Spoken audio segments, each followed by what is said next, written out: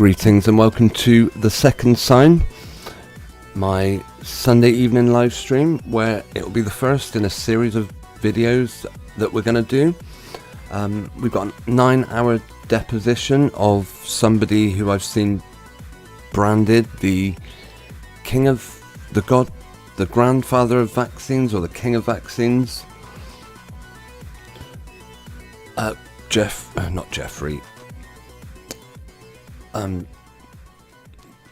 Stanley Plotkins, sorry, the name just went from my head there. He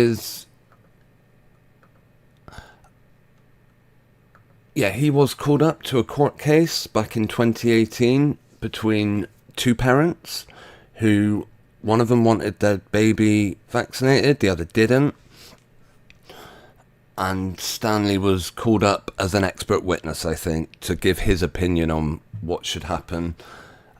Fortunately, the defence put what appears to be a very good, competent lawyer, practicer of law, who really kind of made Stanley answer some pretty harsh questions. Just before the intro video, we looked at a clip from that video, from the 9-hour deposition. Obviously we're not going to do it all in one night unless I do a super long stream, but I don't think I've got that in me. Also, I believe YouTube have limited the amount of time I can stream for, so I'm not, that's out of the question. Probably do it in maybe 1 hour segments, in which case I'm gonna make a start on it soon. I'll start by saying hello to Rosie Chica in the live chat. And wonderful content producer. They've got some videos up themselves. We looked at them on our Thursday evening live stream. It's not common for me to do 2 streams a week. I've tried it before, but I thought, I find I'm spreading what is already a very small audience across 2 videos. It just didn't seem to work. But I'm now starting up over on another website. I'm streaming not only on YouTube, but if all's going well, and it appears to be working, the stream, I'm over on Rumble as well, so it's very rare for anyone to populate the live chat over on Rumble. However, on the off chance it does happen, we do have both live streams on, actually. We've also, we are going to get on with doing our watch along. It will save me from having to talk constantly.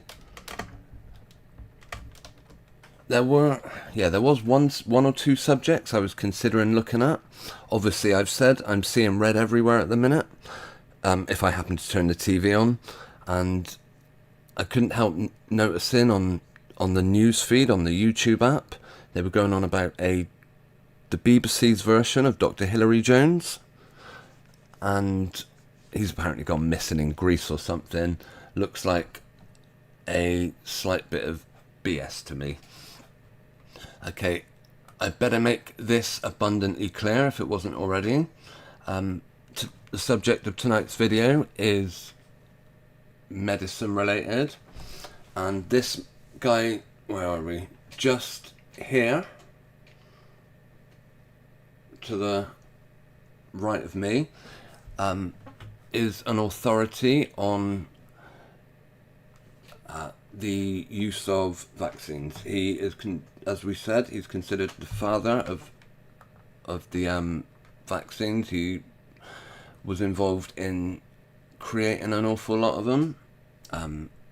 He was involved in testing them, and he is made to answer some kind of uncomfortable questions in the video we're going to watch. Some of it, in fact, hang on, we can't see the live chat now, can we? Some of what we're going to see is, as Rosie Chica's got a video of someone vomiting. You might feel like that. Oh, I hope you can hear me, by the way. I'm miles away from the microphone. My apologies. That's me not checking my audio. Right, hopefully, yeah, the reason I leant back was so I could be in the webcam, but if I'll turn that off for a minute, if that means I've got to lean away from the microphone. It's a bit pointless, otherwise you're just looking at my parting, which probably isn't that interesting.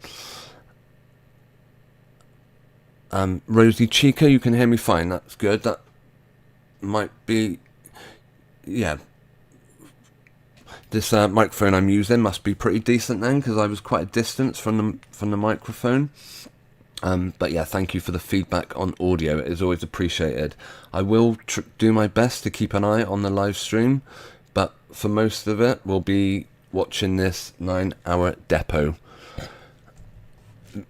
But hopefully, in fact, I want to make sure that when we play this video, I will be able to hear it.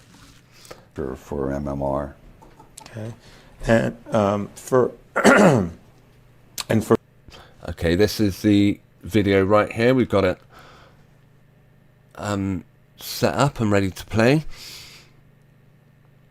It is, you know, the first kind of 10-20 minutes of it is just your usual introductions.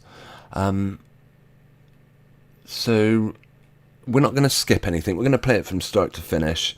I had considered like editing up hour-long chunks of it and just watching what could be considered key points, but then, you know, there's always the suggestion that the editor might be taking the question out of context, might be removing some of Stanley's words, or even the words of the interviewer. So rather than that, we'll just watch it through as it happened on this day in 2018. I am considering uploading the whole 9 hours to Rumble. I know it is up on YouTube somewhere already. We could, yeah, I did put up I'll tell you what, I'll share a link to where you can watch all of this in one go. Yeah, we will be getting there. We will be getting started very soon. Right. Yeah, on my channel there is a playlist if you are curious to watch it. Let me just bring up the display for 1 second.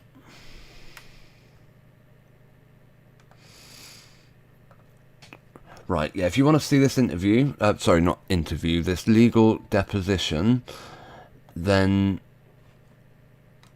you can see it all in one go on a YouTube channel called, hang on, that's not the right one. The 9-hour one is on a channel called Jennifer Accomando. So I've already liked it. I'm going to put a link to it in both lots of live chats. While I'm doing that, I'm gonna start the 9-hour deposition. Okay, I'll be talking in and out. Alright, back with you in 1 second.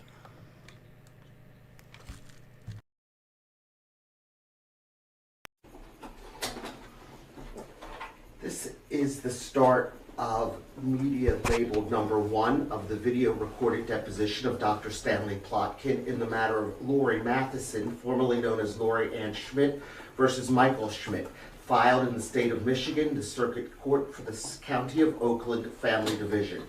This deposition is being held at 5833 Lower York Road in New Hope, Pennsylvania on January 11th, 2018. My name is Tom Liebman, and I'm the legal video specialist for TSG Reporting Incorporated, headquartered at 747 3rd Avenue in New York City. The court reporter is Maureen Broderick in association with TSG Reporting. Counsel, please introduce yourselves for the record.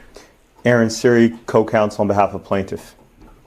Amy Ruby, co-counsel on behalf of plaintiff. Laura Nusma, counsel for defendant Michael Schmidt. The court reporter will now swear in the witness.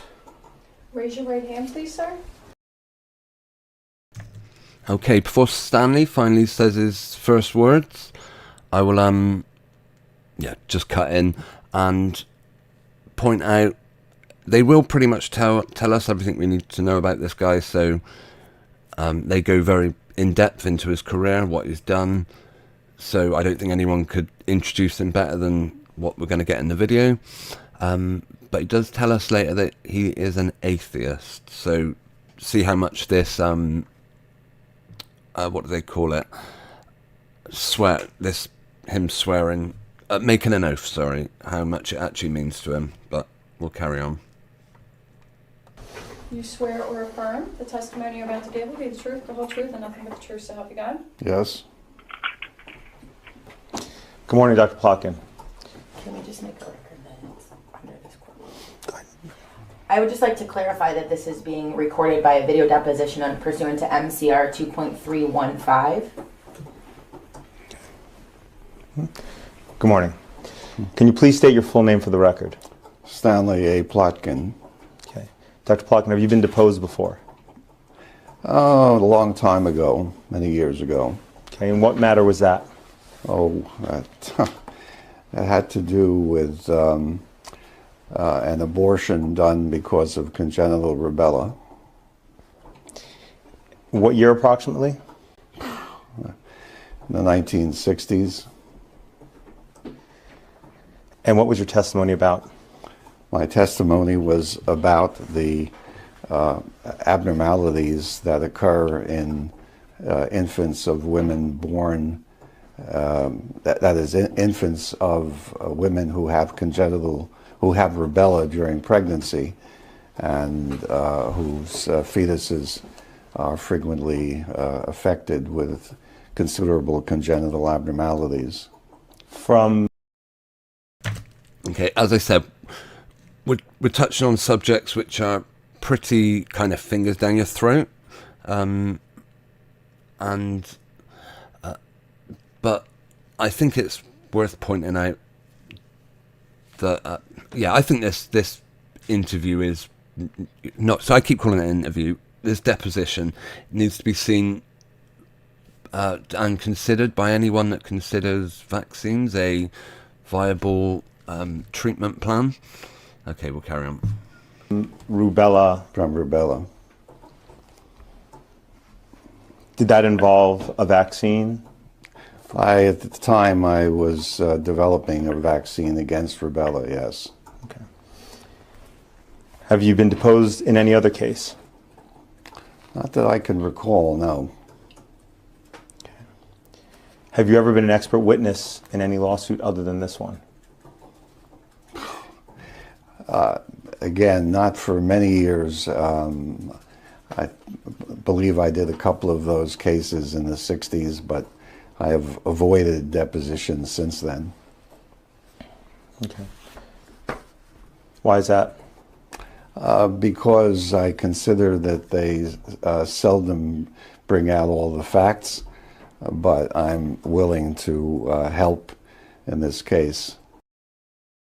Okay, just to point out, Mr. Plotkins is, kind of distancing himself and expressing his dislike for depositions. He's just said, "Oh, the actual facts rarely come out." Would that suggest that these ones that he was involved in the 60s, he kind of says, "Oh, I did the ones in the 60s," like there were well-known cases about this back then. Perhaps there were. Sounds like he didn't come out too well in them. I'm not sure. Rosie says that puke face was for the pregnant person not able to distinguish male from female. Yeah, no, I'm with you. Yeah, I do. I know that was put up, but just a warning, you might feel like that a few times throughout this series of videos. Right. Is the live chat readable? Is it distracting? Do we need it there? Yeah. Maybe I'll put it back behind and we'll come back to it. Right. Back to Stanley, who from how it sounds, hasn't always got on so well at depositions. I'm going to go over a few rules with you for this deposition. The court reporter has placed you under oath. Same as a court of law. You're testifying under penalty of perjury. The court reporter is making a record and will take down the questions that I ask and the answers that you provide. If you don't understand a question, let me know before answering.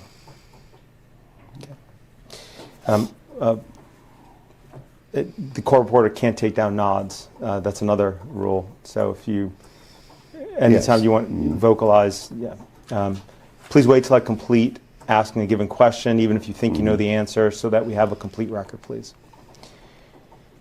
Don't speculate.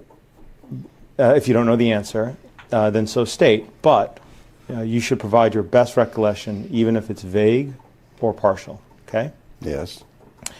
Are you taking any any medications or are under the influence of any substance that might affect your ability to testify today? I don't think so, no. Is that no? No. Okay. Did you discuss this deposition with anyone? Actually, no. I've had some conversations with Laura Niesma, but not about the substance of my testimony.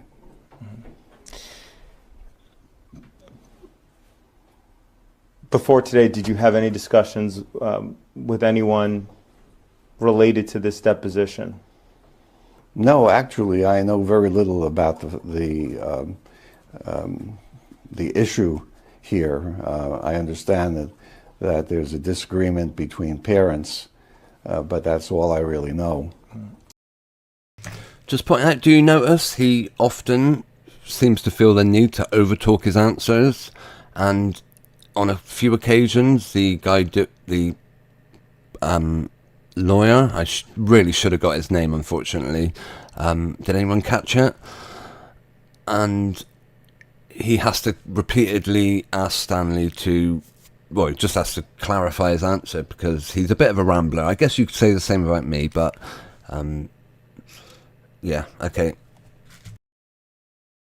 And you haven't discussed this lawsuit with anyone apart from opposing counsel? No. How did you first learn about this lawsuit? It was from a lady by the name of Karen Ernst, who was the head of an organization called Voices for Vaccines, which is a group of lay people who are favorable to vaccination. And she had heard from the father, I believe, who was looking for experts to testify on his behalf. So you discussed this lawsuit with her? Not really discussed the lawsuit.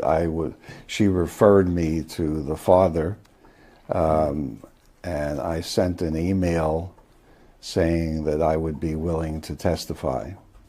I have not talked to the father. I've never met the father. So everything has happened secondhand, so to speak. And it was Karen Ernst who asked you to be an expert in this case?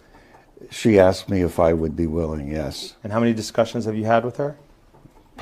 No discussions. About this case? About this case, I've simply had an email exchange asking me to do it. Okay.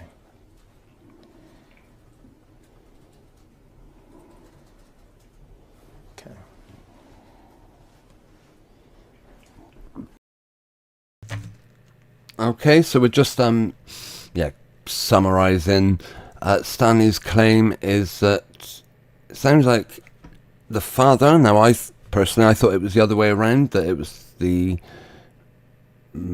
father who didn't want the child to be vaccinated, but it sounds like Stanley got involved on behalf of the father. He didn't exactly say that, but he's claiming he's had no one's gone through any arrangements, as it were. He's just sent a few emails, confirmed that he's going to attend, and that's it. He's coming in as unbiased as you could possibly imagine. I'm going to request a copy of that email chain. Okay, Dr. Plotkin? If I can find it, I'll be glad to send it to you. Thank you.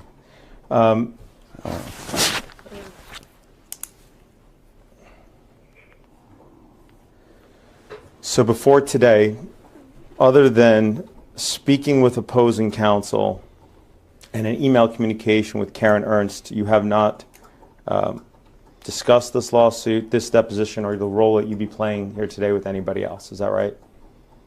I've had a email exchange with Paul Offit, Dr. Paul Offit, who is actually a former student of mine. Mm-hmm. And who's Dr. Offit? Dr. Offit is a pediatrician at the Children's Hospital of Philadelphia. Okay. And what did you discuss with Dr. Offit? I discussed with him the issues or the possible issues about refusal to vaccinate. Okay, and what was the substance of those discussions? The substance basically concerned what arguments are often used to oppose vaccination. And what are those arguments? The arguments generally are that vaccines can cause reactions and that the reactions are worse than the disease. And what did Dr. Offit have to say about that? Well, he pointed out, of course, and he's the author of a chapter in my vaccines book, that the opposite is true, that the disease is worse than the reactions to the vaccine.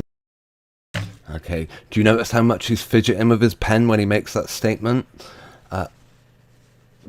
Interesting, brilliant tactic by the lawyer to actually get Plotkins himself to verbalize the arguments against vaccination, just so we're all aware that, although he goes on to say, as he fidgets with his pen rapidly, that the opposite is true. Do you have peer-reviewed science to support that statement? Do I have what? Peer-reviewed science to support that statement? Yes, of course. And would you be willing to provide that science? Well, the science is in the chapter in my textbook, but there are innumerable references, some of which I have, but... At this point, of course, he should be naming scientific experiments that support his claims, but he's not doing that. He's talking about chapters in books. I can certainly provide you with a list of references in the chapter. Great.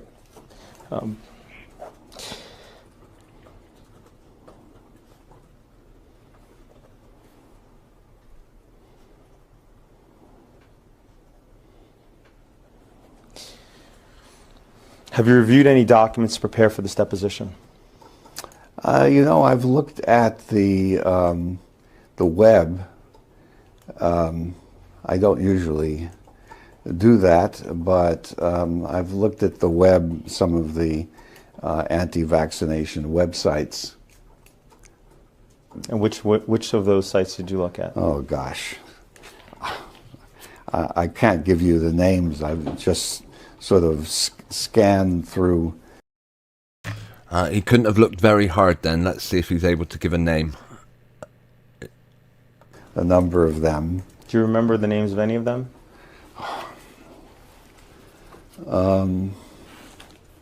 Let's see.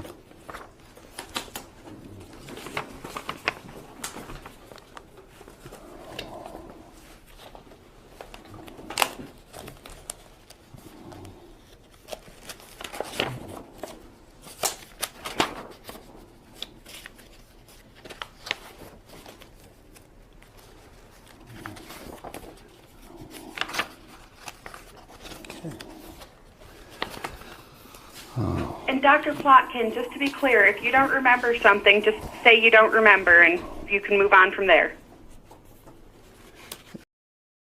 Yeah, come on, Plotkins. Otherwise, we're going to be here like for 9 hours or something, mate. Get a wriggle on. Yeah, well,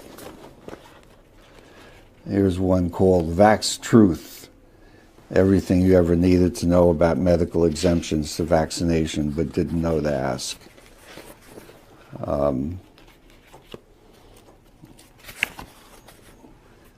There were a couple of others that I looked at, many of which were appalling.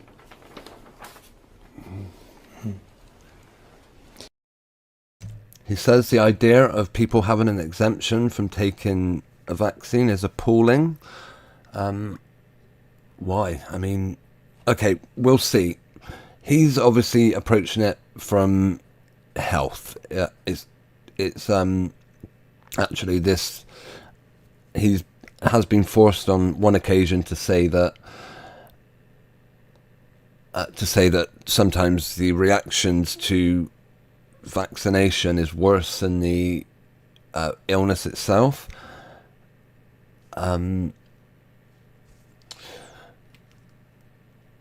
Which he then went on to say actually the opposite's true, and then basically confirms that there are reactions, because he then says actually the illness is worse than the reactions, thereby confirming that they do have reactions. But yeah, he looks horrified at the thought that anyone would have an exemption to using a product that he's been involved in. And why do you believe they're appalling? Because they're ignorant of the facts, exaggerations, half-truths, or even misconceptions. Vac Truth, is that a website that catalogs personal stories of families who believe their child was injured by vaccines? I did not, what shall I say, read these word for word. I imagine that that's the case, but I couldn't tell you specifically about which website says what. Mm-hmm. But you found Vac Truth appalling? Yes. Okay. Other than reviewing what you refer to as anti-vaxxer websites, did you review any other documents to prepare for this deposition? Yes, I looked at a number of vaccine safety studies, which again are referenced in the vaccine safety chapter. Mm-hmm. And apart from that, anything else? No. Okay. Have you been provided any documents related to this lawsuit? To whom? Have you, Dr. Plotkin, been provided any documents relating to this lawsuit No, specifically? I have not. Okay. Have you reviewed any medical records related to this case? Medical records? No. Okay.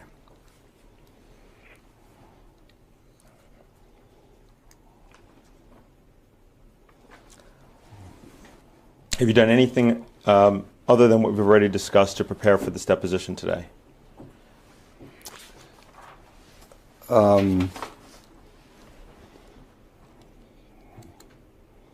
No, basically no. Okay. Have you discussed the child at issue in this case? No. Okay. So you don't know anything specific about the child at issue in this case, correct? I do not.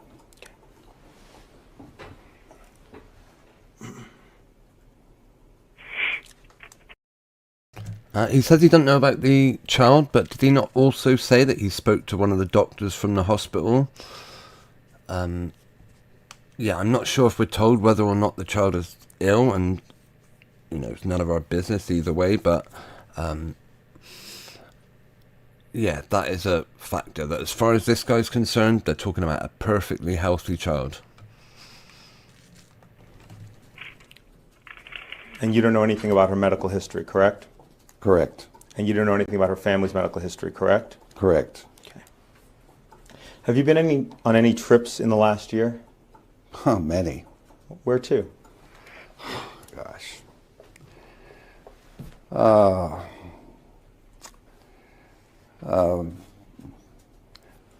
Several trips to Europe, to France, to Germany.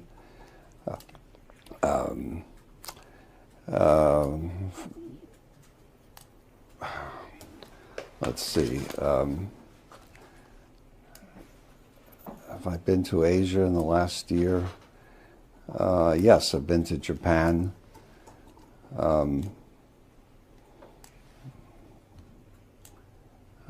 Basically, I mean, of course, many trips in the United States, England.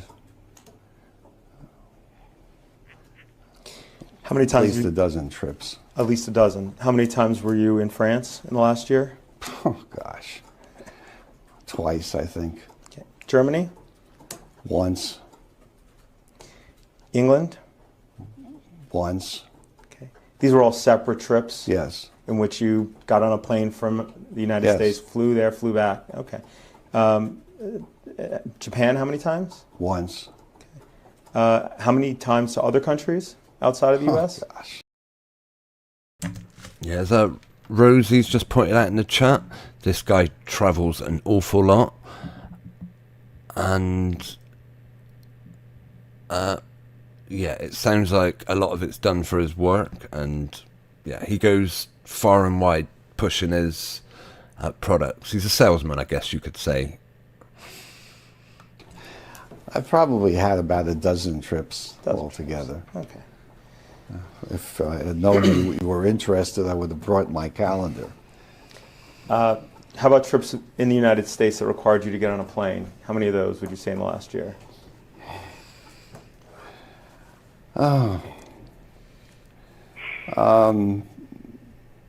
Mainly to California, a lot of trips to Washington, Boston. California, Washington, same city in California each time or different? No, San Francisco, San Diego. Okay.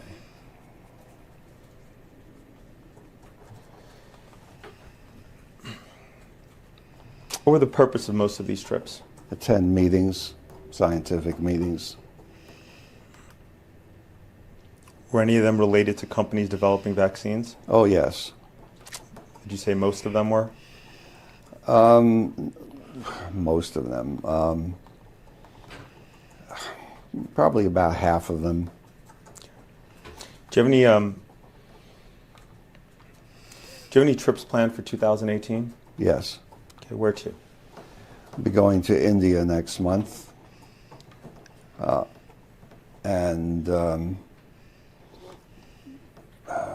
However, I'm trying to cut down on foreign trips, so at the moment, I'll be going to Germany in June.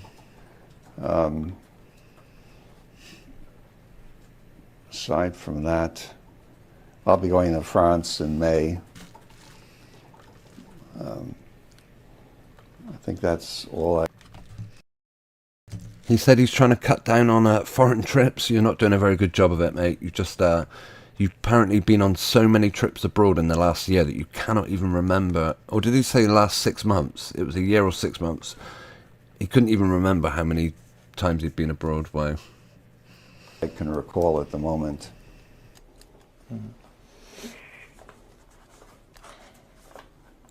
What's your trip to France for?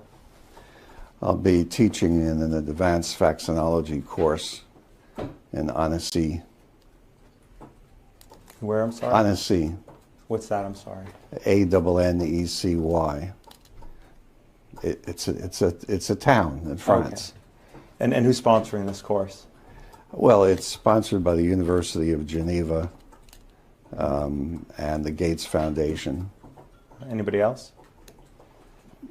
No, basically those are the funders. Okay. And your trip to Germany, what's that for, Doc? That should, of course, be no surprise that the Gates Foundation are are funding these sorts of trips, by the way. It's yeah, they are obviously they're in the business of this, in the same business as this guy. They want to sell treatment plans. I'll be going to visit a biotechnology company that is trying to develop vaccines based on RNA. Okay. Do you have a position or affiliation with that company? I'm simply on their scientific board. Okay. And your trip to India, the purpose of that one? To discuss vaccination against chikungunya virus, which... By the way, did you hear what he said? That he was talking to a company about RNA something or other, which sounds very similar to, I think, bear in mind this was back in 2018. So the suggestion that what was presented to us, maybe I shouldn't, yeah, apparently RNA was being worked on long before anyone caught a cold in 2020, let's say. We'll carry on. Is epidemic in India and in South America. And who are those discussions with? Well, it's under the aegis of an organization called CEPI, which is a coalition to develop vaccines against epidemic diseases. Okay. So it's an organization that's received funding from various governments to meet the challenges of epidemic diseases like Ebola and chikungunya, etc. This trip also include meeting with vaccine developers? Well, they will be present at the meeting. They will come and present the results of their efforts to develop a vaccine against chikungunya. Any trips planned in the United States for 2018? I wish I had known to bring. Do you notice that he pretty much scoffs at every question asked of him? He goes, "Oh," and kind of laughs like, what a ridiculous, unreasonable question. I mean, on the one hand, asking him how many holidays he takes would be a bit, quite intrusive. But I guess when you're in this position, you do have to, when you're putting yourself forward as an expert witness, I suppose you do have to answer any question that's given to you, even if it is, how many times have you been abroad? My calendar. I have no trips planned this month. Or actually next month, but I will be going to some NIH-sponsored meetings in March, as I recall, and there's a vaccine conference in Washington in April that I'll be going to. When you say Washington, do you mean Washington State or District of Columbia? District of Columbia.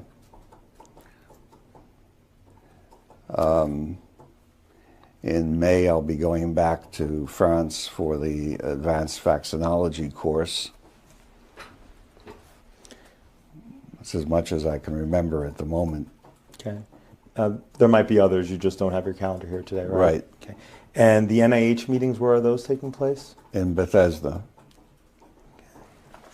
How far is that from here? From here? Yeah, do you drive there? Oh, no. I take the train to Washington and then the metro to Bethesda. Okay. How long does that trip take? The train is an hour and a half. Metro is maybe 20 minutes.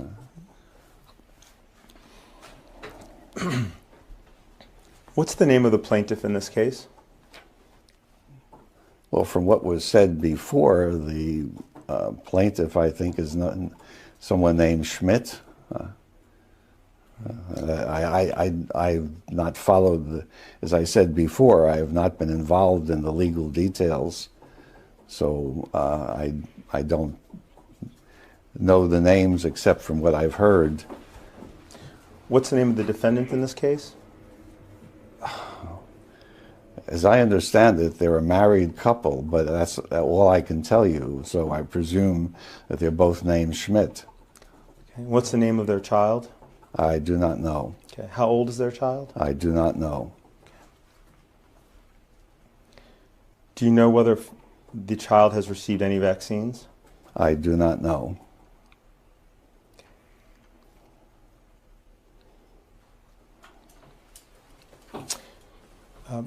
The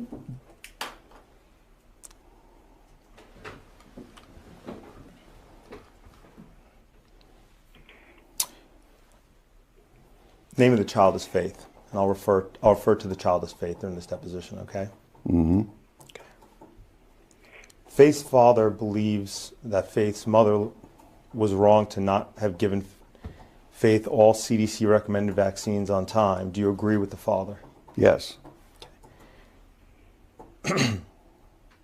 Is it your understanding that the father wants Faith to receive all vaccines she has missed and continue to receive all CDC recommended vaccines? That is my understanding, yes. Do you agree with the father that Faith should receive these vaccines? Absent any contraindication, yes. Sitting here today, do you know whether Faith has any contraindications? I do not know.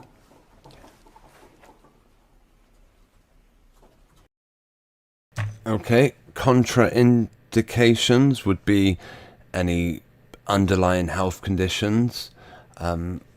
So his opinion is that a perfectly healthy child or person should take their treatment, unless there's any other reason, like another health condition that might mean they shouldn't, Otherwise, healthy children should take this product.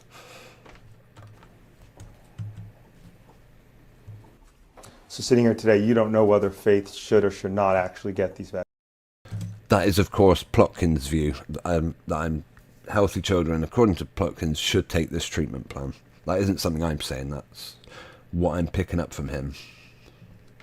Vaccines. In the absence of a contraindication, Faith should receive the vaccines. But you don't know whether she has a contraindication? I do not know the medical history of the child.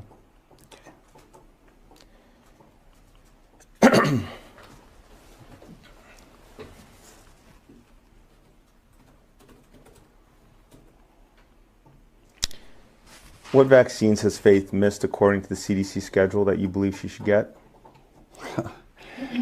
Well, the CDC's schedule includes diphtheria, tetanus, pertussis, hepatitis B, Haemophilus influenza, polio, measles, mumps, rubella. I don't know how old she is, so I don't know, where to stop. But there are vaccines recommended in pre-adolescence. Did you hear what he said? He was going through them. He said, I don't know where to stop. Literally, there's so many that he could recommend. Only age might be a factor, he's saying. He actually listed 9 different treatments that a perfectly healthy person should take. Which, their argument is it's not this. Your kid's going to get ill one way or another, so make sure they're protected. I believe that is Plotkin's view on it. Personally, mine would be if you're perfectly healthy, you don't need a treatment plan. Whilst perhaps the claims that Stanley will go on to make about such treatment are true, I do find, you've got an immune system for a reason, obviously, and you don't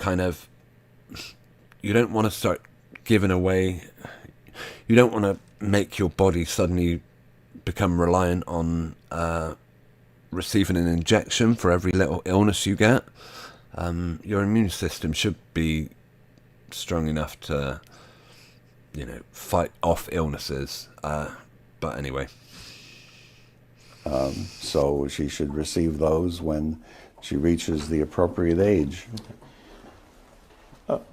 So just so just so I make sure I understand, you believe she should get the hepatitis B vaccine, Yes. rotavirus, Yes. DTaP, Yes. Hib, Yes. PCV13, Yes. IPV, Yes. the flu shot annually, Yes. IIV, we'll call it the flu shot. At the moment, yes.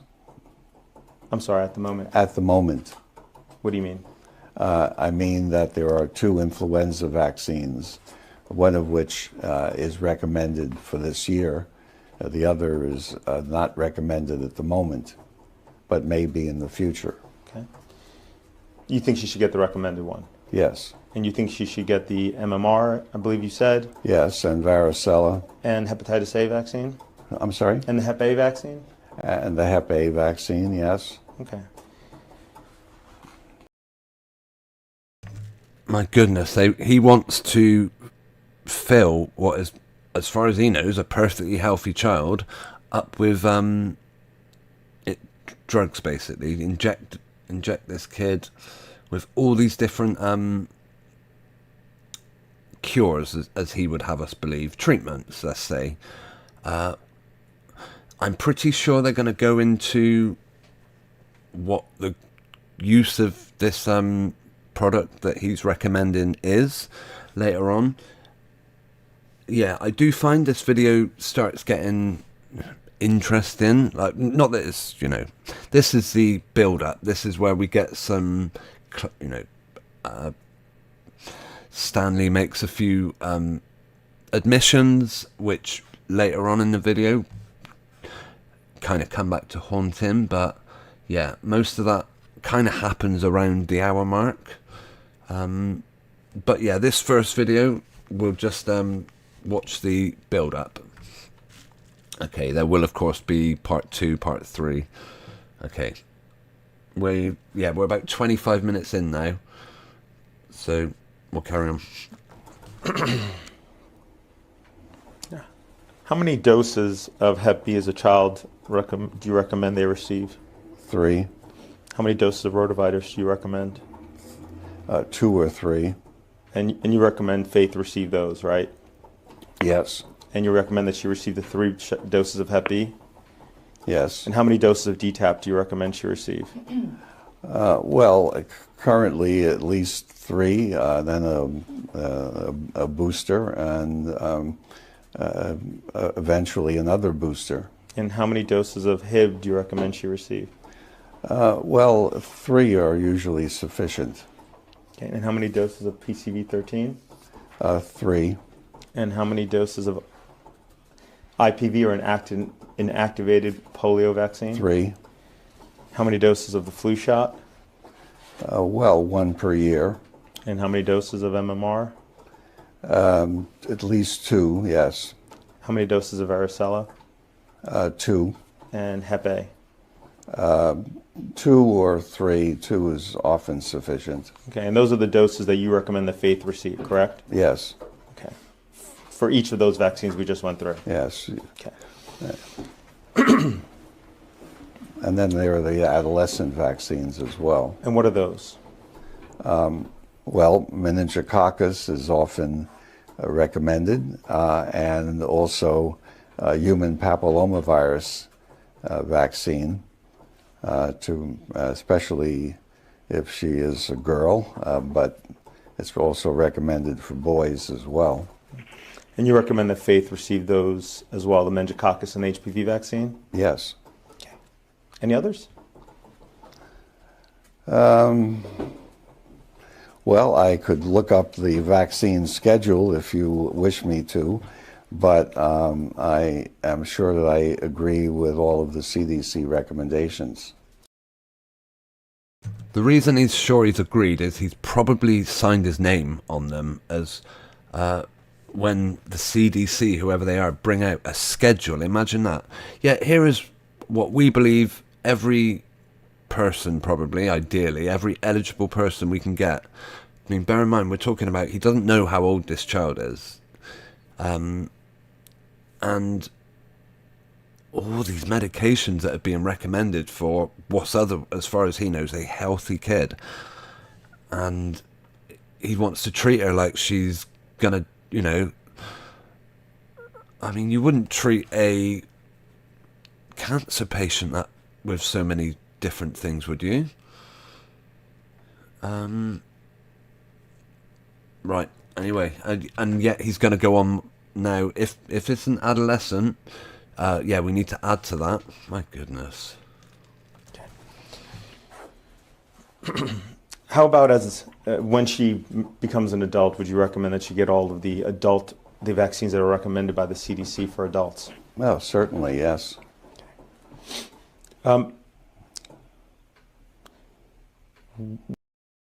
Was it just me, or did he not sound very convincing when he just said, "Oh, certainly, yes"?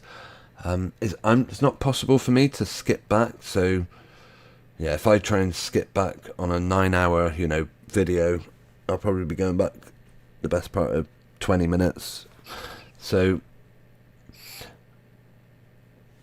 yeah, he almost seems exhausted at this point in how many different treatments he's had to recommend this perfectly healthy kid should be taking. And he seems to be losing his enthusiasm a little bit for it now. What are the, can you please tell me the brand name and manufacturer for each of the Hep B vaccines? Oh. I do not try to memorize brand names. As I recall, Engerix is the most commonly used hepatitis B vaccine, which is manufactured by GlaxoSmithKline. There's also a vaccine manufactured by Merck. I don't remember the trade name at the moment. As I said, I don't try to memorize trade names. Okay, so for the hepatitis B, there's a vaccine manufactured by GlaxoSmithKline. Can we refer to that either as Glaxo or GSK today? Okay. Yes. And there's one manufactured by Merck. Correct. Okay. Rotavirus, what are the brand names and companies that manufacture those? Well, actually, one of the rotavirus vaccines I developed, so I do know the trade name is called Rotatech, and the other one is called Rotarix. Okay, and who manufactures those? I'm sorry? Who sells those, manufactures those? Merck manufactures Rotatech, and GSK manufactures Rotarix. Okay. How about DTaP? What are the brand names and manufacturers for DTaP? Oh, boy.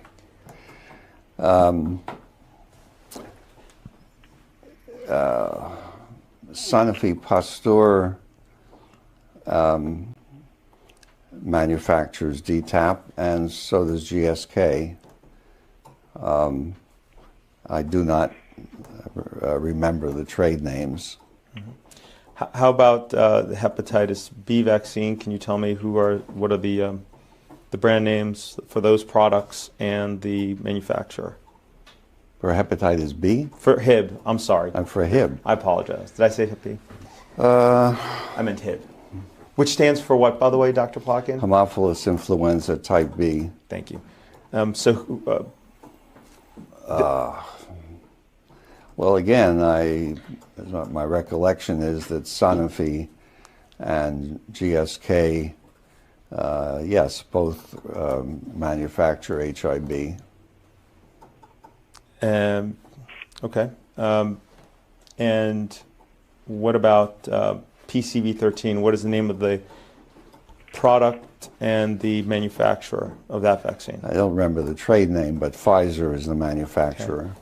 And what about the flu shot? Oh, well, there are multiple manufacturers. There are multiple manufacturers, flu shot. Yeah. Let's, in terms of flu shots, I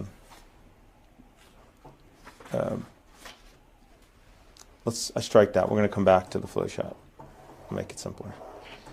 Well, let me ask you this actually about the flu shot. What flu shots, are there any flu shots recommended for children under 1 year of age? No, 6 months usually is the time at the age at which influenza vaccines are recommended for children. Okay, and do you know who manufactures flu shots recommended for children under For 1 year? children? Yeah. I don't remember which of the manufacturers. There are probably 10 different influenza vaccines, not all of which have been tested in children. So there are relatively few for children, all of them manufactured in chick embryo. But anyway, I don't. I'm sure that the major manufacturers like.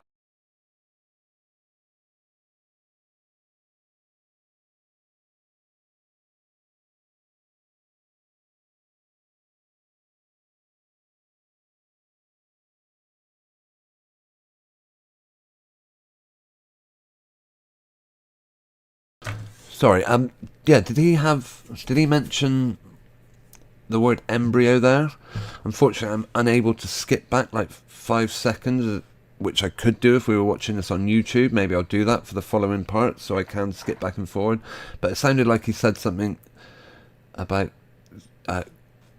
sick embryo. I'm not sure. Okay. Yeah, we'll carry on for a little bit. By the way, Rosie, in the live chat, I massively appreciate you commenting this evening.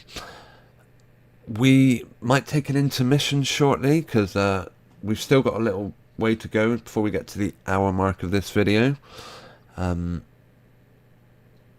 I could put on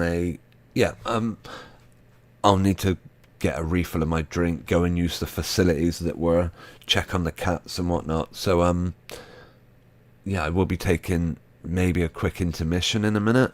I could just keep this video playing, but no, I think I want to be here, whilst we're playing it, in case we miss anything that comes up. We will watch a few more minutes and then we're going to take a quick break. Yeah, thank you, as I say, Rosie, for taking part in the chat this evening. Looks like you're the only one with us. But, yeah, one is better than none. Thank you, at least, for populating the live chat.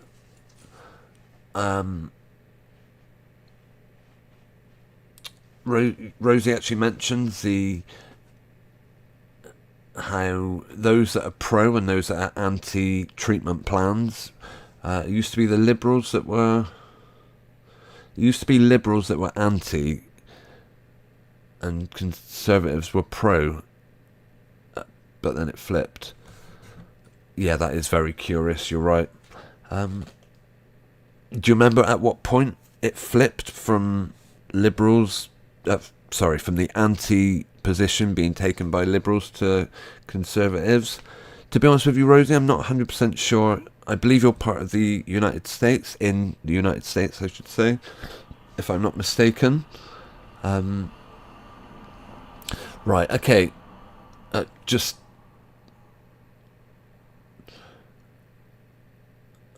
Yeah. And also, Rosie asks whether this was a big case. To be honest, the first time I heard of this case, which we are going to carry on watching in a sec, we're going to watch a few more minutes of it, and then we're going to have an intermission, was recommended to me by a former YouTuber.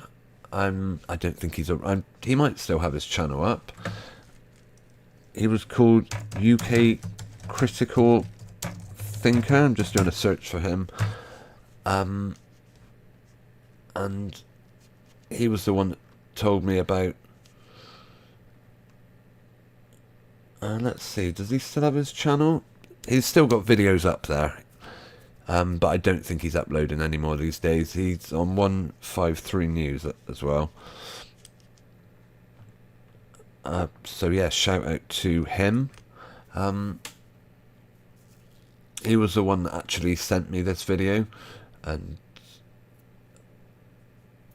yeah, but yeah, I never see him on YouTube anymore. Right, shall I quickly? I tell you what, perhaps we've hit intermission time. Yeah, and although unfortunately it's not like we can skip back.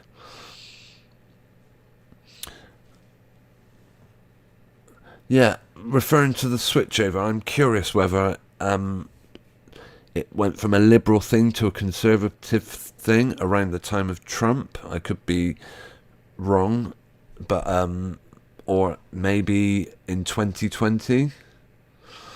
Rosie tells us, sharing a bit of personal info. Thank you. Used to be near DC when your daughter was born in 2004, and at least through 2010 it was the other way. You don't know when it flipped. Yeah, that reminds me of something out of the book 1984, where they said who they were at war with would flip like mid-news story, and the people just didn't even notice. Yeah, for me, for the first time I started hearing maybe of, although I'm not sure if Trump is what you would consider anti-vaccine. Was he? I wouldn't be surprised if he was. They at least used his image to promote the 2021 product of the year, if you remember what that was. Something this predates, by the way, this interview. Right. Okay, intermission. Let me go to our other screen. And yeah, I do hope you'll Rosie says he was the president who started it, Operation Warp Speed. Okay, I'm with you.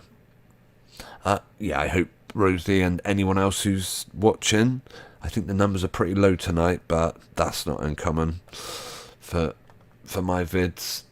I'm used to that. I hope if you do find your way to watching this stream tonight, you'll hit the, you hit the thumbs up button before you leave if you think it's worth it. But I'm going to be back in, I'm going to need 5 minutes, I think, at least. Right. We have a video I did from, let's see, what was it called? It was called Scripted Reality, about the police program, Police Interceptors. I do want to put a message on the screen, so yeah,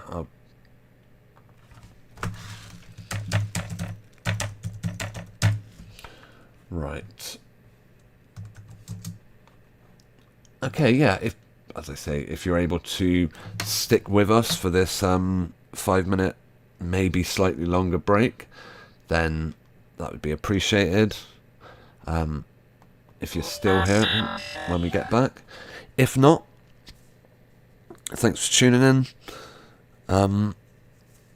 Although no pressure, Rosie. I think if you leave me, I think that yeah, I'll be talking to myself again. But hey ho. Right. Let me just resize that bit of text.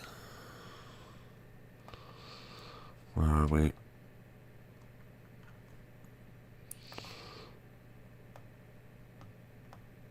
Okay, yeah, I appreciate your patience. Back in a minute.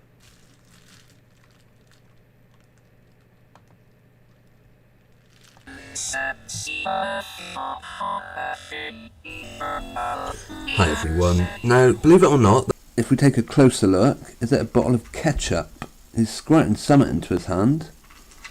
I'm going to say ketchup.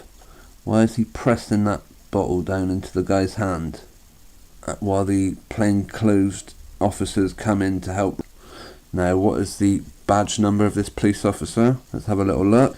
2222 or 44. They're once again using their numbers. And of course, the bottle of ketchup did come up again, once again in that episode of Ultimate Police Interceptors, so it didn't go to waste. Nice bit of Halloween noise. I welcome your comments and questions on any of my videos. Do you think these police shows, going right back to Cops in America, are perhaps all scripted and faked? I know I certainly do. As always, guys, thanks for watching, and I'll be back again soon.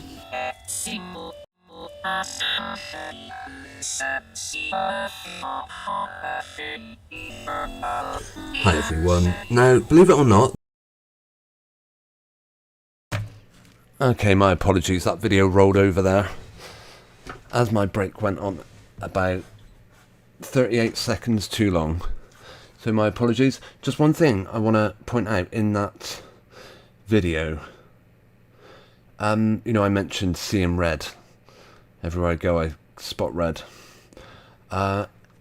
This part of the road just happens to have a red kind of strip across the top.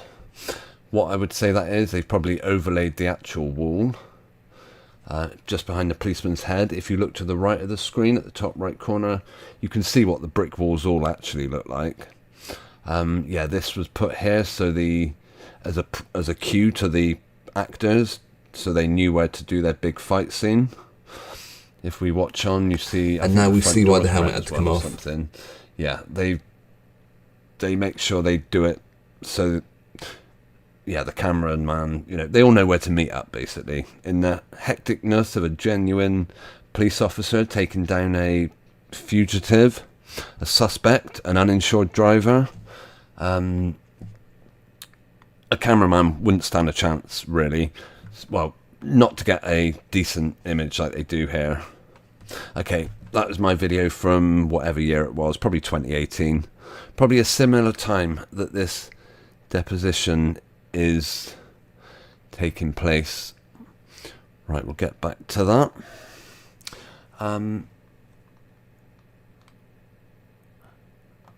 Okay. Right, I'm hidden by the live chat, but I am still there. Yeah, thanks to anyone who has taken the time to tune in this evening. It is appreciated. Rosie, you hadn't spotted that one out? I will check out my back catalogue. There are a load of videos similar to that. That was I called that the Bobby Zines Days, because that was the name of my channel back then. It just coincidentally rhymed with the word Obby Lines. Right, I need to have fun looking at the top of my head, by the way.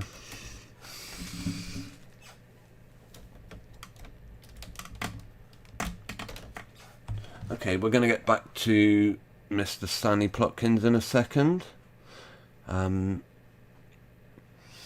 Yeah, Rosie, no coincidence, they also squirted a load of red into that kid's hand as well. Yeah, I would say that kid would have if that was genuine, that boy would have a right to sue the police officer for, like, unreasonable force. He absolutely battered the poor kid. You know, his first thought should have been, right, this boy's just had a motorcycle accident. Does he need an ambulance? Nope, I'm just going to kick the crap out of you, basically. Okay, we're going to get on with Mr. Stanley.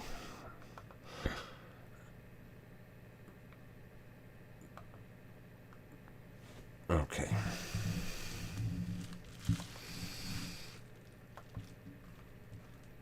Let's see what he's got to say for himself. And I will be cutting in intermittently. And we'll, okay. Let's go. Yeah, we'll probably watch about another half an hour or so of this. And see how we get on. Okay. Like Sanofi and GSK certainly manufacture influenza vaccines. There's an Australian manufacturer, CSL. But I mean, just for, I'm sorry, Dr. Plog, just for, by age group, let me make this simpler. Do you know do you have a recollection of which flu shots are recommended for which age groups? You mean which manufacturers? Right. No, I don't recollect. In terms of the That would suggest then that different manufacturers make different flu shots, and that, I mean, it wasn't like Plotkins dismissed it and said, well, it doesn't matter, all the manufacturers make the same thing. He says, no, I don't recall what age group is recommended to have which brand. So, yeah, they're not all the same by the sound of it. in terms of the IPV, the inactivated polio vaccine, who manufacture? What is the product name manufacturer for that? I don't remember the trade name, but Sanofi and GSK both make IPV. Okay. And the MMR vaccine, what is the product name and manufacturer for that one? Merck is the manufacturer. GSK also makes one, but Merck is pretty much the American manufacturer for MMR. Okay. And for and for varicella, the product name and the manufacturer? Merck again manufactures varicella vaccine, and GSK also does.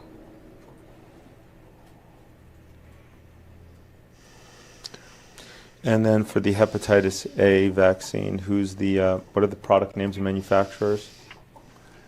Hepatitis A, GSK is the biggest manufacturer of hepatitis A. Okay. Is there any? Got it. Okay. And then.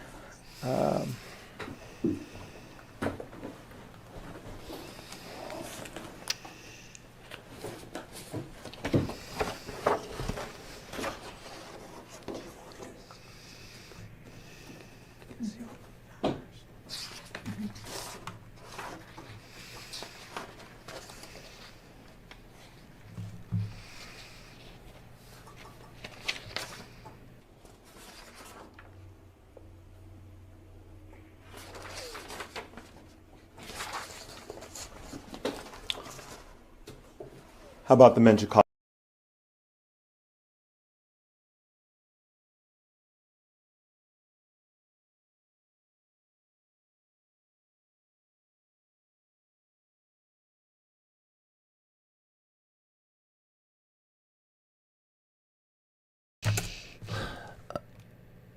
Yeah, apologies there. I forgot to unmute my microphone.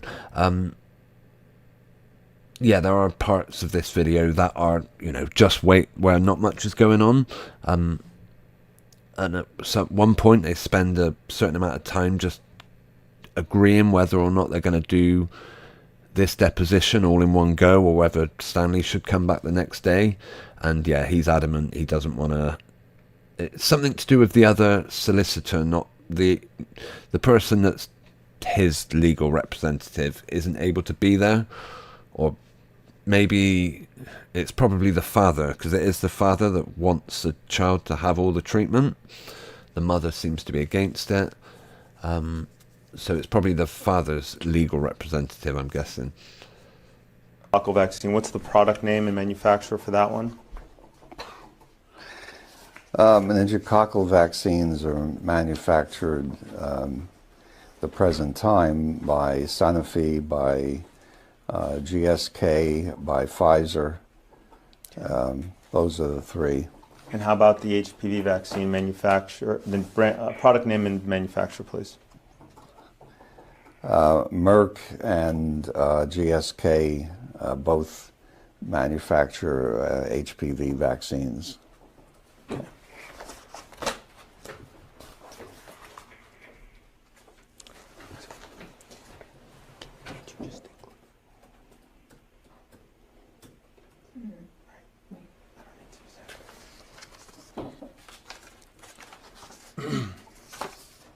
A lot of what seems like quite irrelevant questions, but they do end up having a point later on. also, as I said, a lot of times when they're not saying much. I'll try and fill those gaps if I can.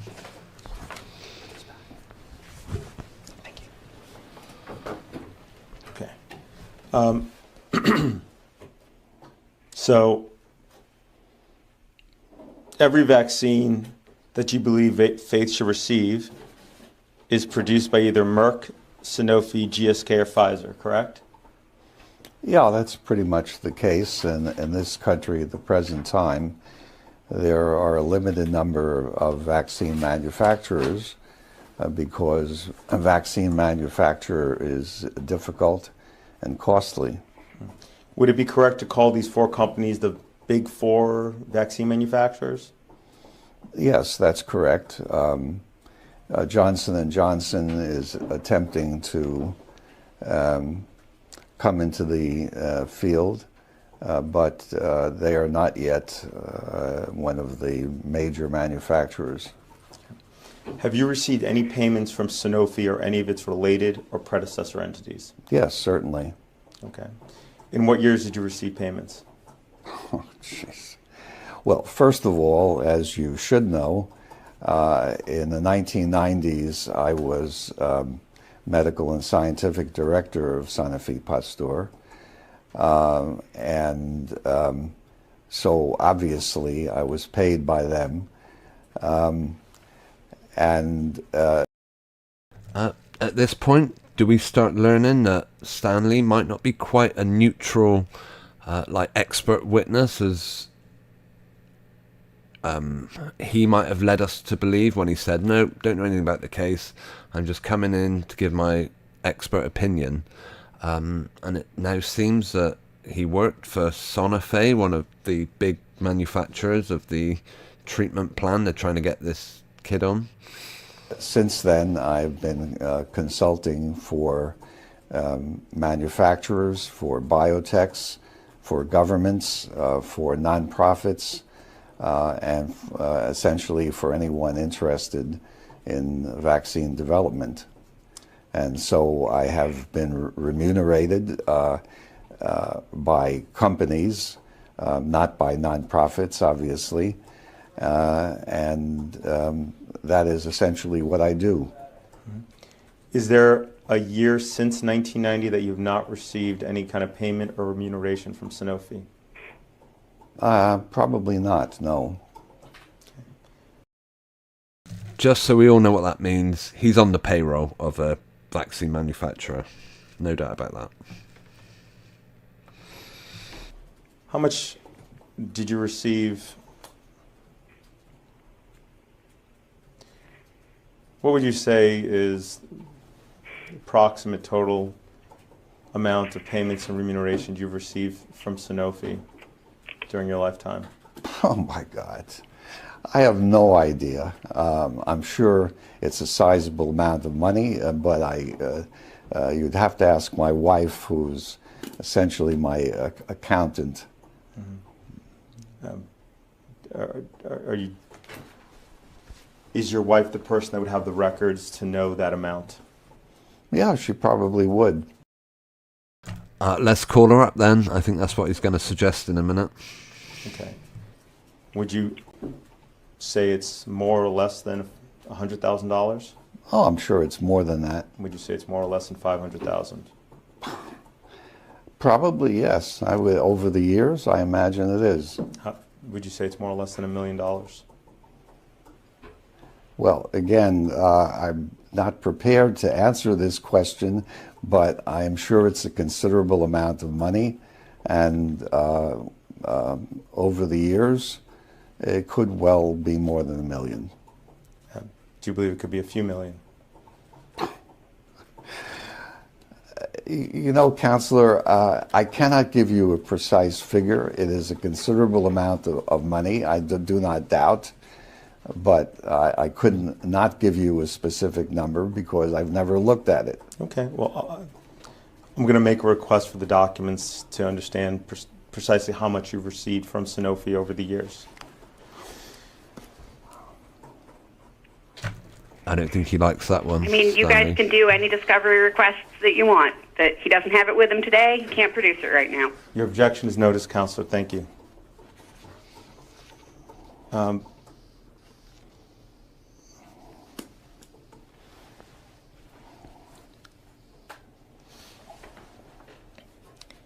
Has any entity in which you directly or indirectly have a greater than 1% ownership interest received any payment from Sanofi or any of its related or predecessor entities? Could you repeat that question? Sure. Has any entity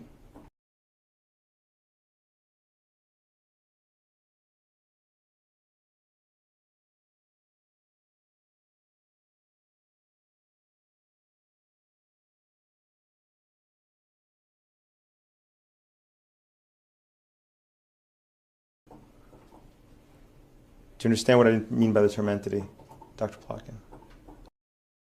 Okay, I believe what he's asking him here is, do you have a 1% stake in any companies that have received money from this Sanofi company? Are you talking about me personally, or When I say, I'm asking if you understand what the term entity means in that question. no? Okay, great.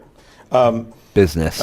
So when I use the term entity, I mean it to include any business, sole proprietorship, company, LLC, LLP, limited liability company, organization, and so forth. Is that clear what entity means? Yeah. Okay. So what I'm asking, has any entity, so any business company that you've had, directly or indirectly, more than 1% ownership interest, okay, has any company like that received money from Sanofi? Well, again, I'm not sure I understand the question, but Don't be ridiculous, Stanley. You understand it. Do you, from the sizable amounts of money that you've been paid, and it's not just Sanofi, we soon find out they're not the only people that are paying this guy, like, as he calls it, considerable amounts of money. Have you invested that in any companies to the point where you own more than 1% of that company, and have they received funding? I am the principal of a company called Vax Consult, Okay. which essentially was organized to make things easier from the tax point of view, and that entity.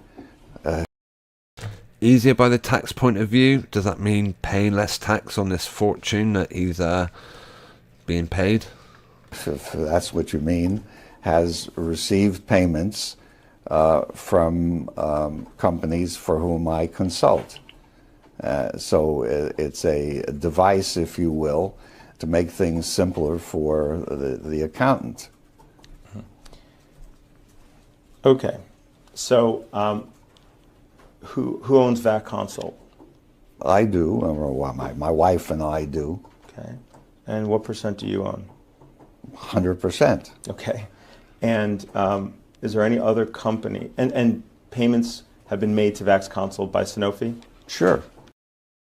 Crafty. He's just uncovered the fact that Stanley has set up a company in which to receive even more money from Sanofi. So it's not just his wages, he's also getting direct payments in the form of to a business, as he said, to make it easier on the tax. Okay. He said it'd make it easier for his tax, the accountants, which of course is his wife, he said. And what's the total amount of payments that have been made to Vax Consult by Sanofi? Well, again, I do not have an exact number. I am sure that over the years it's a considerable amount, but I cannot tell you exactly how much. Is there any other company in which you have an ownership interest that's received money from Sanofi? No. Okay. You anticipate to continue to receive payments or any kind of other remuneration from Sanofi in the future? As long as my health holds out, yes. Okay. And what are those payments for? For advice. Have you received any payment? Probably not so much for his advice, more so, as Rosie said in the chat, this is his job. Although we said earlier he's stayed away from appearing in court in these settings since the 1960s, earlier on at the beginning. Giving advice is probably him encouraging, what was it he said about the CDC, bring out a schedule? Yeah, making sure their company's products are on that schedule is, I would think, this guy's job. And any chance they get to, you know, if they hear about some child who one of the parents doesn't want them on the treatment plan, he jumps to their rescue. Yeah, you don't want to lose a customer, no chance. I mean, if one kid stops doing it, then who's to say the rest of them might also change their mind? From Merck or any of its related or predecessor entities? Yes. Okay. And what year did you receive payments?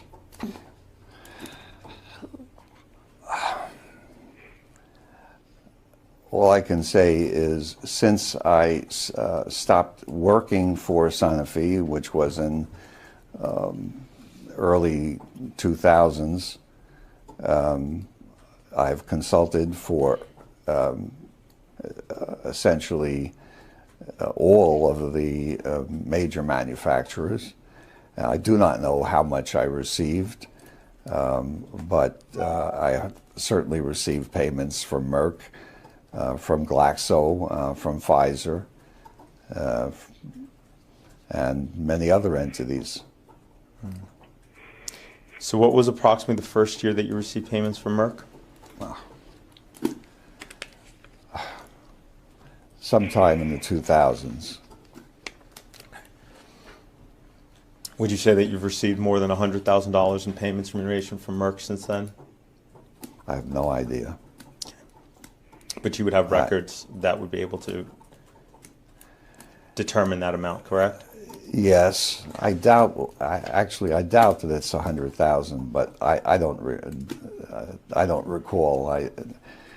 As I said, my wife does the accounting, and I pay no attention to it.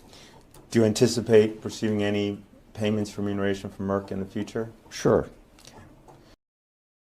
What he's saying is, it's not about the money for him. He pays no attention to it. He doesn't care. He's just here for the good of people's health, to be an unbiased, caring person.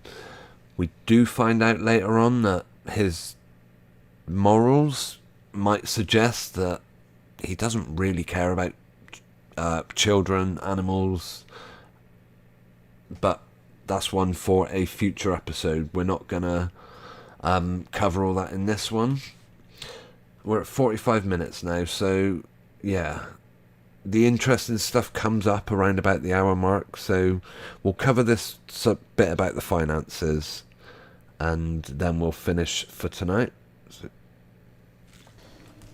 You said that you've received payments and another remuneration from GSK in the past. Yes. Okay. When did those payments start?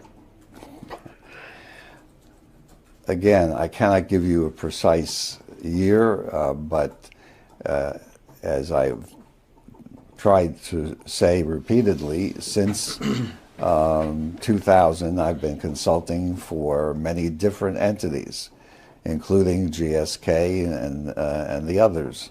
Mm-hmm. Do you expect to continue to receive payments remuneration from GSK in the future? Yes. Okay. I'll ask you the same question about Pfizer. You indicated that you have received payments from remuneration from Pfizer. Yes. Do you remember when you first received any payments from them or any remuneration? No, I don't recall what year that would be. Okay. By the way, this smug kind of sneering, scoffing at every question he's asked does end not long. He'll be forced to. You'll have to see it for yourself. It's great. We'll keep going. And do you have a sense of approximately how much you've received? No. Do you anticipate continuing to receive payments from remuneration from Pfizer? Very likely.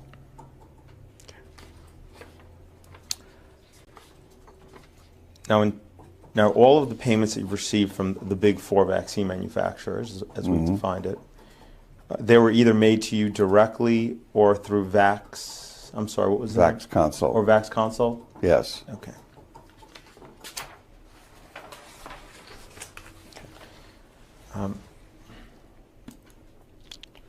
Why don't we try this a little bit of a different way?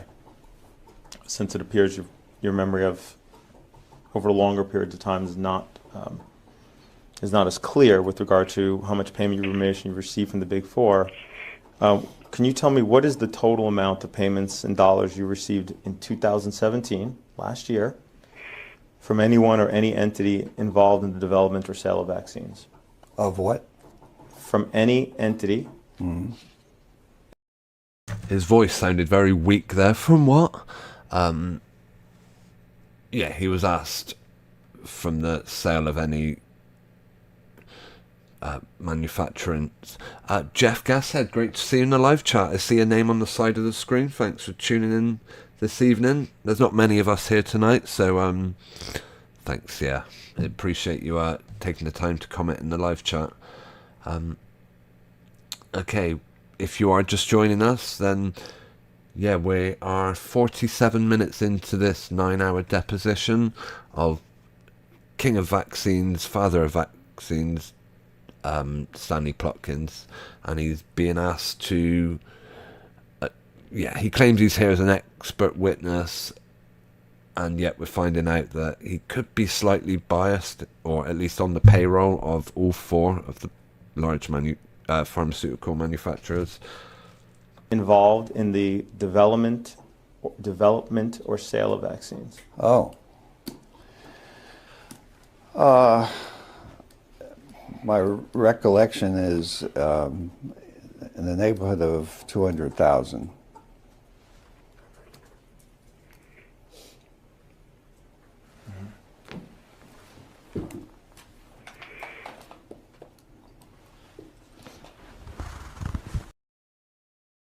By the way, he's saying in the previous year, 2017, he received about 200 grand from the Big Four, although let's remember that he's also admitted that he owns 100% of a company that also receives funding from Sanofi, which I guess is one of the... That's why they had him answering about the names of the main manufacturers earlier on, and it turns out all those manufacturers he is receiving numeration, I believe they called it.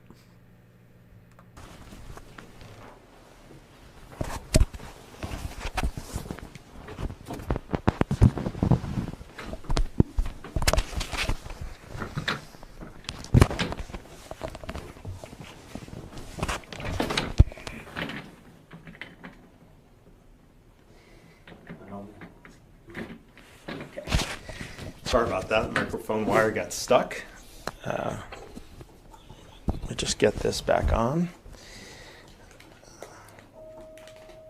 Okay, while we're waiting for the interview to reconvene, just want to say thanks to anyone who is actually tuned in tonight, either watching now live or watching after we've recorded. Yeah, it's great to know you're there. Thank you.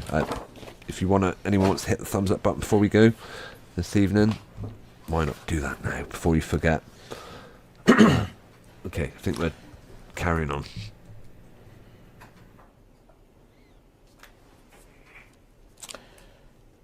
Do you own any stock in Sanofi? No. Have you ever? No. Do you own any stock options in Sanofi? No. Have you ever?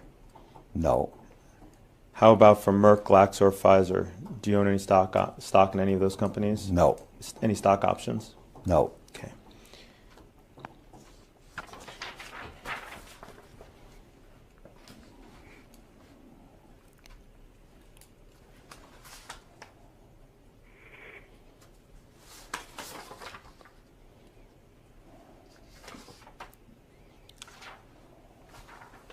Another name in the live chat, Nathan. Thanks. Thanks for joining us tonight. Yeah, we are currently just finding out the financial habits of someone who was very influential and had a big hand in the production and testing of vaccines.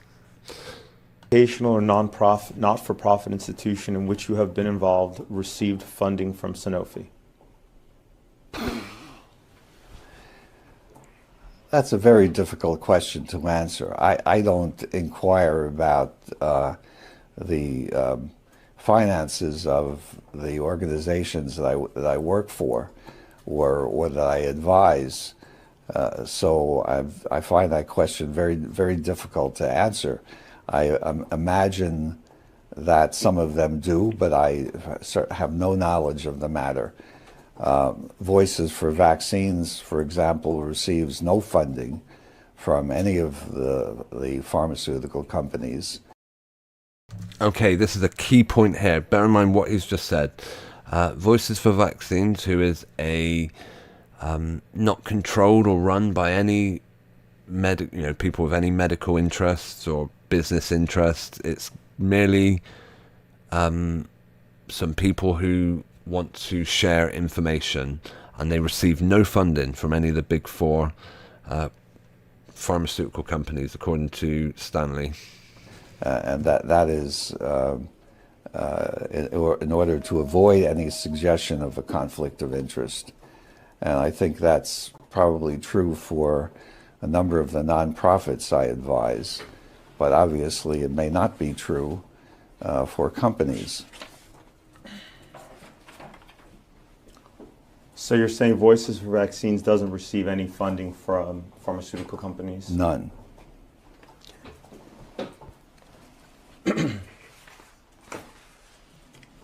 What's your affiliation with that group?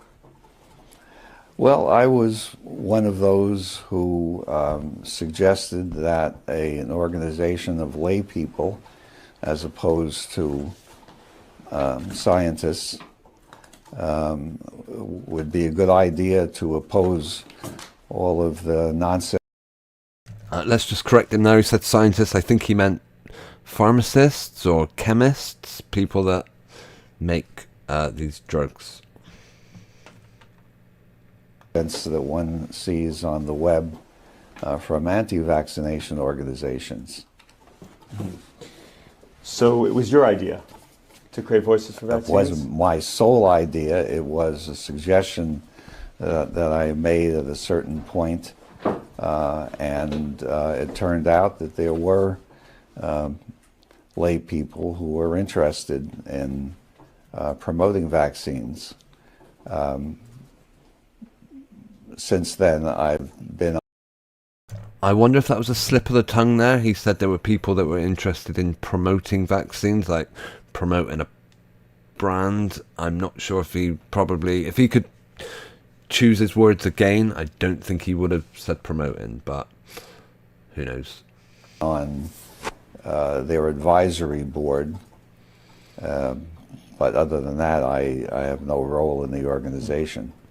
He claims he has no role in this organization, despite being the one that suggested it, and sits on the advisory board.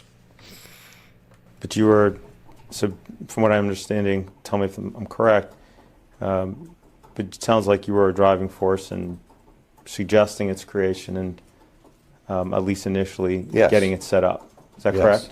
Mm-hmm. Okay.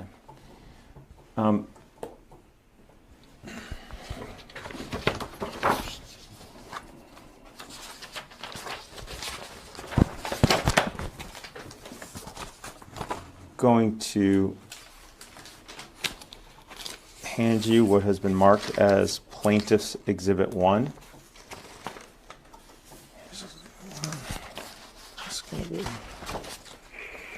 And Amy, is that coming to my email? It will be in just one moment. All right. Okay, this is probably one of those moments where if I was on YouTube, I would skip ahead, because I don't care. The marked one? Yeah, we it's fine. we get a lot of time I'm going of to hand you what's been marked. hit of Stanley pretending not to understand what he's looking at, and I think it, deliberately getting the wrong page. We've got to hand it to him. He's,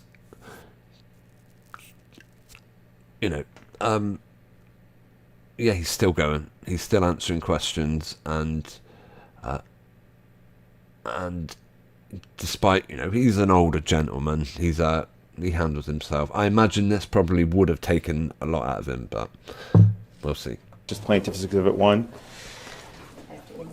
Yeah, go ahead.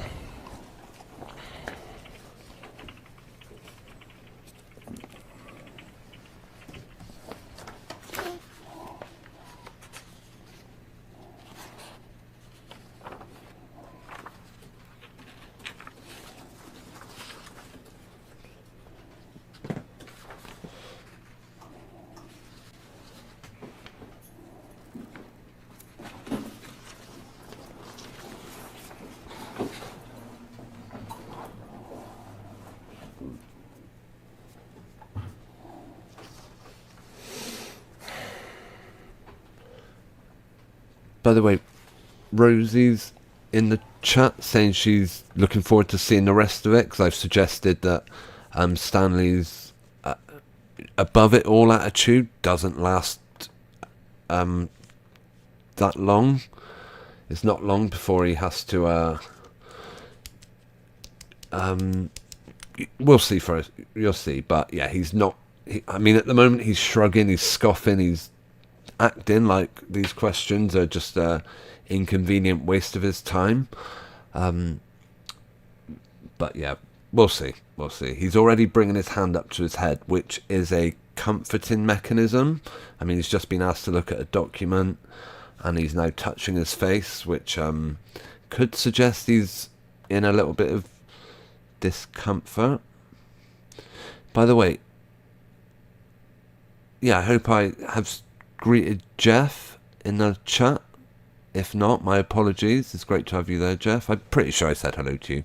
But yeah, thanks Jeff, Rosie and Nathan for populating our live chat this evening. Right, I'm going to keep going or else we'll not get through it.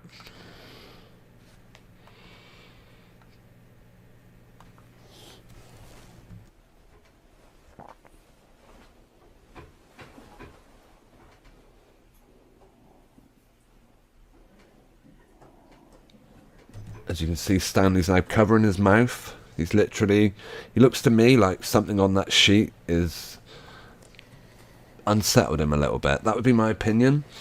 And when people are forced to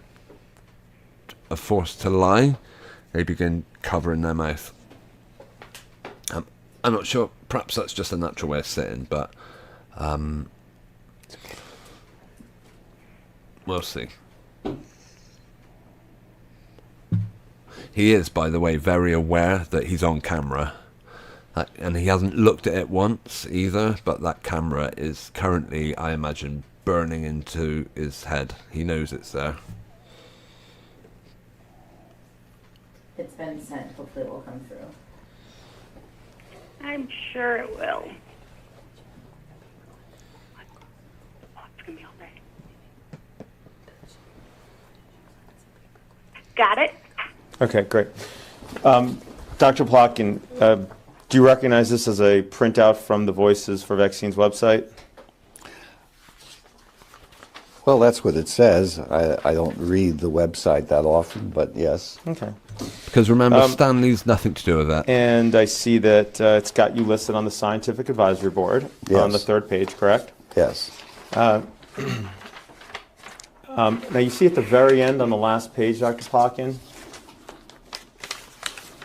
see at the very bottom it says Voices for Vaccines is an administrative project of the Task Force for Global Health? Yes. Okay. And it receives funding from that organization, correct? No. Okay. Does not receive funding.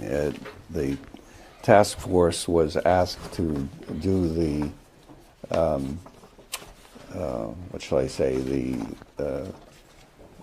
the financial stuff required for an organization like Voices for Vaccines, but it does not contribute financially to Voices for Vaccines. In case you didn't catch that, he's admitting that that Voices for Vaccines is, which he claims is not receiving any funding. They're actually receiving assistance, handling their finances. And by the way, look at his body language now. Like I said, he knows that camera's there. And while he has to make these admissions, he doesn't want people looking at him, which is understandable.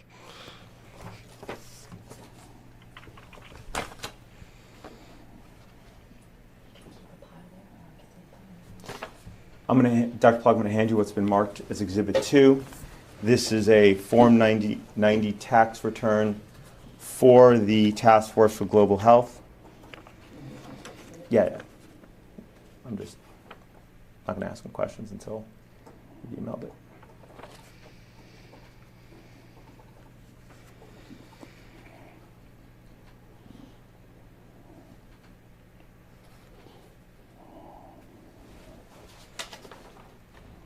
Stanley doesn't know what he's looking at. It's meaningless to him. Remember, he doesn't care about money. His wife deals with all that. He wouldn't even recognise a dollar sign if he saw it, probably. So I've handed you what has been marked as Plaintiff's Exhibit 2. It is the tax return for the 990 tax return for the Task Force for Global Health. If you turn to the second page, do you see Section 4C? Yes. Where there's expenses of $3,757,924. Yes. Okay. Do you see that one of the groups receiving part of that funding was on the last line, Voices for Vaccines? No, of course he doesn't see it. I don't see where it says The last sentence in 4C. Voices for Vaccines has expanded its educational outreach through new media and parenting networks, increasing its membership and its on-the-ground reach. So? If you go up to number 4, Dr. Plotkin, can you read what the items in that list are supposed to be describing? By the way, notice now that that paper completely covers his face. He's not letting the cameras look at him at all. Expenses, including grants, revenues. So? I'll read it to you, number 4. Number 4 says, describe the organization's program service accomplishments for each of its 3 largest program services as measured by expenses. Yeah. Okay. Are you claiming that this document does not represent that Voices for Vaccines received funding from the Task Force for Global Health? As far as I am aware, that the Voices for Vaccines By the way, he's still covering his mouth from the cameras. He says this. Receives no funding from the task force. The task force, under Dr. Alan Hinman, has agreed to do the financial, whatever is required by the government to do the financial work for Voices for Vaccines. But as far as I'm aware, it receives no funding from the task force or any other governmental or semi-governmental entity. So the task force does provide some support for Voices for Vaccines, correct? It does, He yes. already answered. He said he doesn't know. Your objection is no. Actually, what his counsel said was he said he'd know. However, he just as he was saying that, Stanley was actually saying yes. He was saying the complete opposite. Noted, thank you. The Task Force for Global Health. Does the Task Force for Global Health receive funding from any of the big 4 pharmaceutical companies? I do know for a fact, but I doubt it. The task force, I know secondhand, but I believe that they receive funding from CDC, but as far as I know, not from companies. Dr. Plotkin, I'm going to hand you what's marked as Plaintiff's Exhibit 3.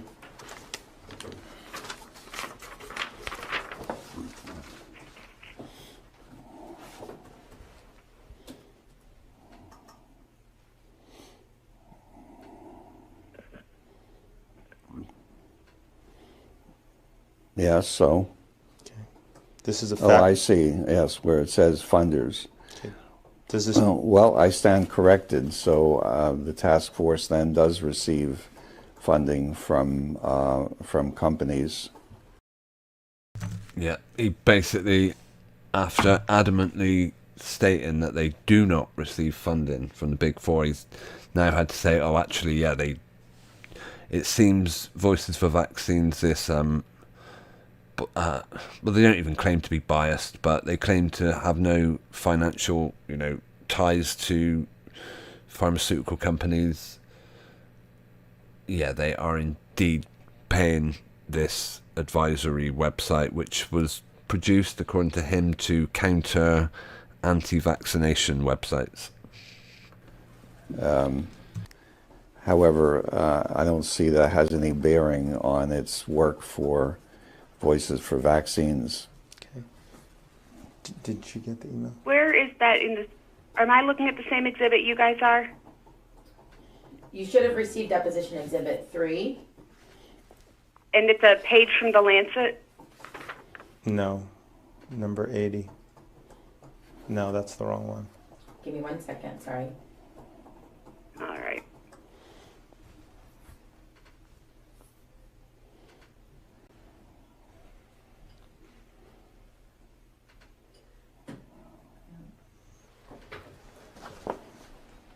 No. Hold on.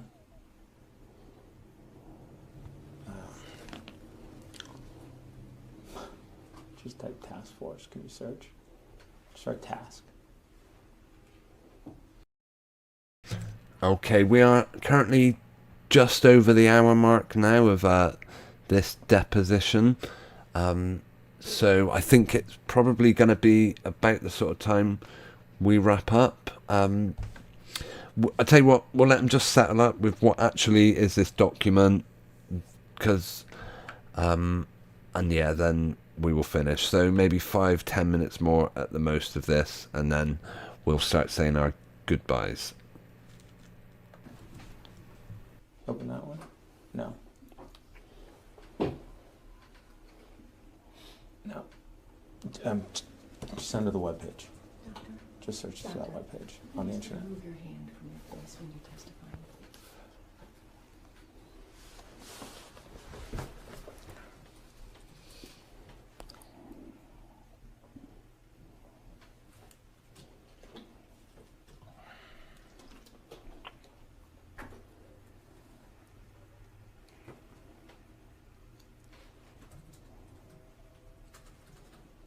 Yeah, the name Fauci's come up.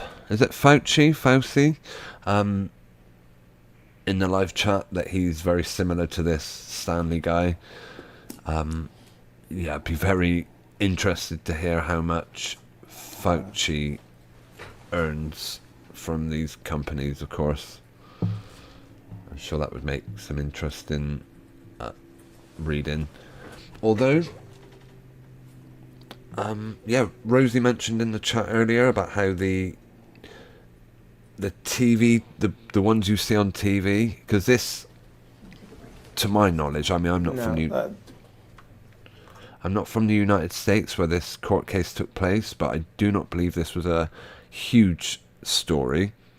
And yeah, this guy would be probably a position or so below Fauci. But anyway, yeah, this guy is certainly up to his elbows in the, what would you call it, the cauldron, I guess, the witch's cauldron, where they mix together all the frog's legs and who knows what else. Right. Counsel? Yes? It's what it is a it's a fact sheet printed out from the Task Force for Global Health, and on the left side it just shows the donors. Dr. Plotkins already, he's already. I'm just going to ask him to read the donors, and that's it. Can I assume? All right. Okay. So does this show that the Task Force for Global Health received funding from GSK?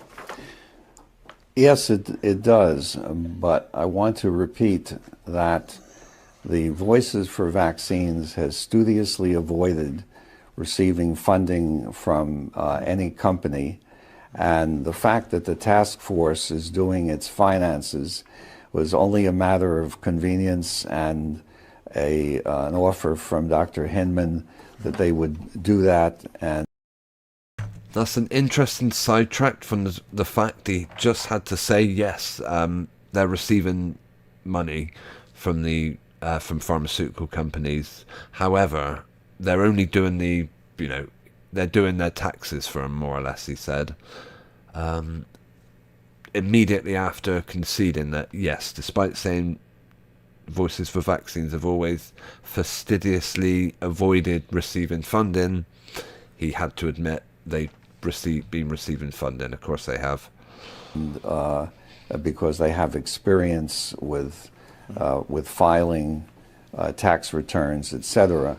And I do not believe, and I strongly do not believe, that any of the funding to the task force passes to Voices for Vaccines. Does the task force for global health receive funding from Merck Yes. and from Pfizer? Apparently, yes. Okay. So the task force for global health receives funding from pharmaceutical companies and, at the least, I'm understanding from you, provides some kind of administrative support services to the Voices for Vaccines, correct? Correct. And one of the founding voices to create that organization was yourself, correct? I was one of those who suggested it, yes. And you receive remuneration from pharmaceutical companies, correct? I do, yes. Okay.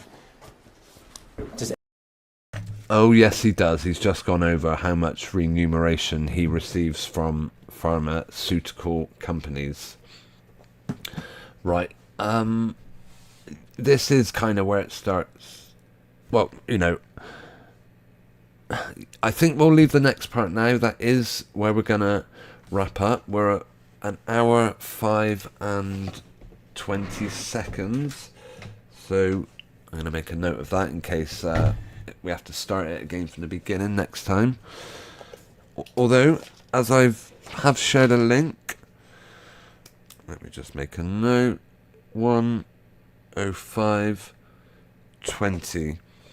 Yeah, I have put a link in the live chat to a place where, if you cannot wait until the next stream, you want to watch it all in one go. By the way, I've messed up the live chat. I'm not sure what I've done with it. It looks far too kind of not correct, as it were. Hang on. How do you get it back to normal?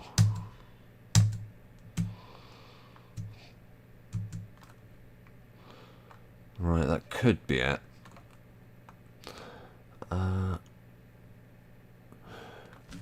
Right. Yeah, this is where I'm going to say thanks to anyone who has tuned in this evening. We are going to start finishing up though. You have been watching The Second Sign. If you've enjoyed the video today, and yeah, you want to hit the thumbs up button before you leave, then yeah, that would be appreciated. I'm sure I've got an animation for that somewhere. There we go. Yeah, hitting the like, following this channel and sharing on social media is a huge compliment. There is a few names that I like to put up on the screen to thank them for their support over the years, for the content I put out. There, if you're watching this on Rumble, there are some links in the live chat of where you can find other places where I am, Twitter, Insta, those types of places. No links in the description of YouTube, however, except for I will be linking, because I can't leave links to external sites, I will be leaving a link to the full 9-hour video that is on Jennifer Accomondo's channel. Hang on. Yeah, you've got the whole thing there. And also what I do plan to do sooner or later is upload the whole 9 hours to my channel over on Rumble. Yes, so I think I'm going to call it a night there. Yeah, thank you if you have taken the time to comment in the live chat. And if you joined us tonight, thank you ever so much.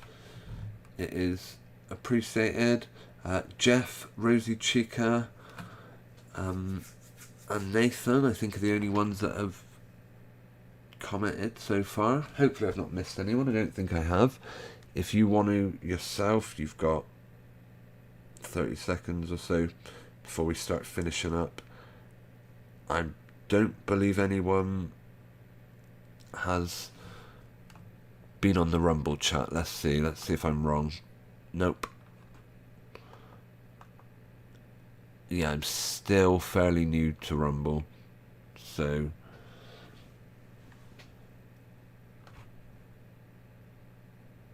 I guess that's still a bit much to hope for.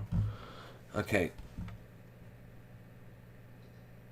Yeah, if you want to leave any thoughts or opinions you've got on this video in the live chat, it's in the comment section if you're watching after the fact, then that's always appreciated. Okay, it's getting late here. Wow, gone midnight. It's time for me to thank you for tuning in. Wish you a great week ahead, and say over and out. Good night.